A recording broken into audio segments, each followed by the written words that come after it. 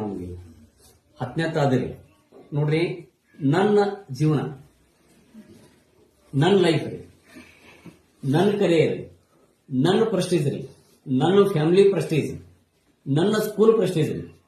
ನಾಳೆ ನಾವು ಮನ್ಯಾಗ ಹೊಂಟ್ರಿ ಏನ್ಬೇಕಂದ್ರ ಆ ಹುಡುಗಿ ಏನ್ ಮಾರ್ಕ್ಸ್ ತಗೊಂಡ ಹೇಳ, ಹುಟ್ಟಿದ್ರ ಅಂತ ಹುಡುಗ ಹುಟ್ಟಬೇಕು ನಾವು.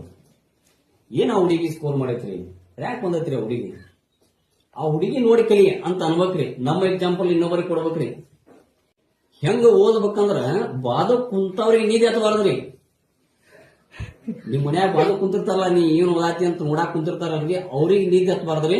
ಹಂಗ ನೀವು ಓದಾಕ್ ಶುರು ಮಾಡ್ಬೇಕು ನೋಡ್ರಿ. ನಮಗೆ ಯಾರು ಓದಂತ ಹೇಳ್ಬಾರ್ದ್ರಿ.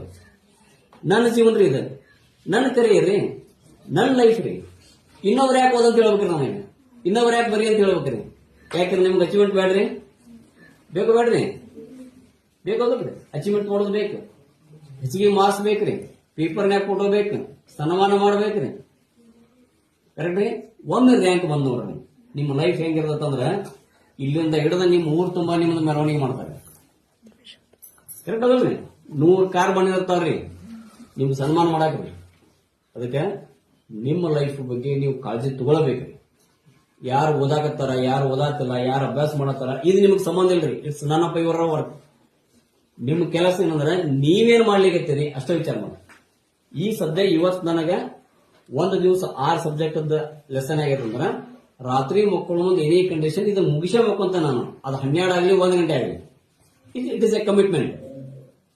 ಈ ಕಮಿಟ್ಮೆಂಟ್ ನಿಮ್ಮೊಳಗೆ ಬಂತಂದ್ರ ನಿಮ್ಮ ಸೊಗಸ ಕ್ಯಾರಿದ್ರು ಸಾಧ್ಯ ಇಲ್ಲ. ಹಂಗೆ ಜಸ್ಟ್ ಗೆಸ್ ಮಾಡ್ರಿ. ನೀವು ರ್ಯಾಂಕ್ ಬಂದ್ರಿಪ್ಪ, ನೀವು ರ್ಯಾಂಕ್ ಬಂದ್ರಿ ಎಲ್ಲರೂ, ವಾಟ್ ನೆಕ್ಸ್ಟ್? ಹಿಂಗಿರ್ತೀರ ಈಗ ಕುಂತಿರ್ಲ ಈಗ